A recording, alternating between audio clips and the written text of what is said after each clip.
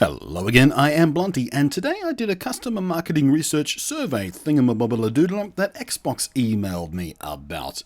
And by and large, it was the normal boring horse crap. How many consoles do you own? Which ones? How many games did you buy in the last year for which console? And did you buy downloadable copies or physical discs and such, and blah blah blah blah blah. And then came this question about refunds on digital games. Now, a reminder to those of you ready to spaz out like syphilitic monkeys on heroin, this is just a survey question. It is not a new policy they've announced. It is not something Microsoft may even do at all at any stage. Especially considering that when the Xbox One was first announced, a service just like this was going to be built right in. Until everyone spazzed out like syphilitic monkeys on superheroin. Then they reversed course and pretended it was never a thing they ever said. Ever. No, that wasn't us. That was someone else. Until now, of course, a couple of years later, I suppose they think the time is right to once more approach the topic and see if people are willing to sell back the intangible data on their console's hard drives that describes a game title. For a pittance of a lousy 10% of the purchase price, by the way, and in terms of average game prices of, let's say, 60 American smackaroos, that'd be $6. Why such a miserable offer? Barely even enough for a beer, 1/10 of what you paid for a product that, by definition of being digital, cannot exhibit wear and tear. It cannot be used up. It cannot possibly have you losing the box or the manual or something, or whatever stupid reason you get told for shitty buyback prices on real physical goods. Well, I guess because fuck you. Oh, and it's not $6 actual dollars, by the way. Let's make that clear. You won't be buying that beer with it. It is $6 worth of store credit. More or less meaningless, isn't it? But for all the stupid shit that could be said about trading in goods that don't actually exist, and thanks to the license terms you agreed to when you signed up for these stores, you don't actually really own anyway. What you did was buy a license to use it. The actual data itself was never even yours to begin with.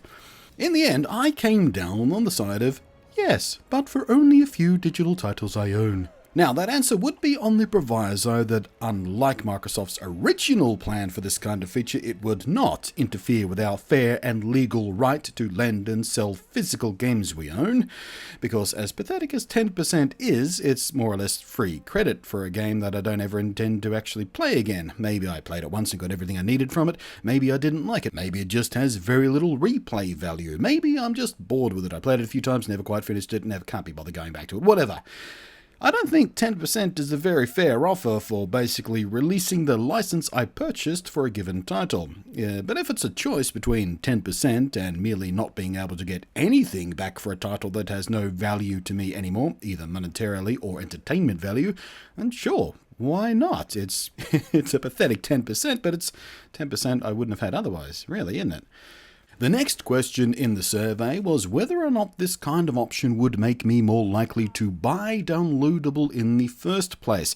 By the way, guys, a little sidebar, can we please stop calling them digital downloads? There is no other kind of download. It has to be digital. That, by definition of the word download, it is digital. Stop calling them digital downloads. It's moronic. It's like calling it an ATM machine. It's redundant. Stop it. Shut up. Smack anyone in the face you ever hear saying digital download and explain to them how stupid it is they use that phrase.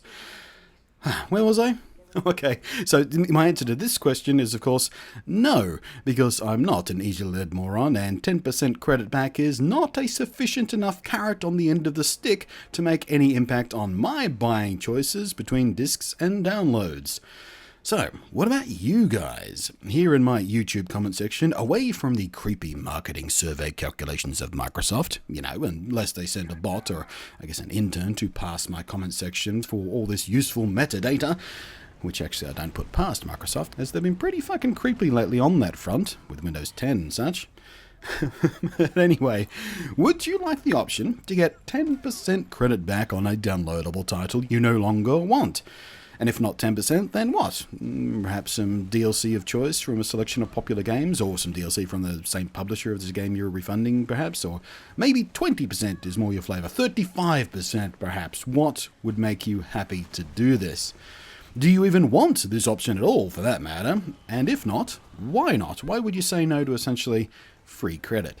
And of course, just like the survey, would you let any of this influence whether or not you buy a proper, physical, real-world disc or not?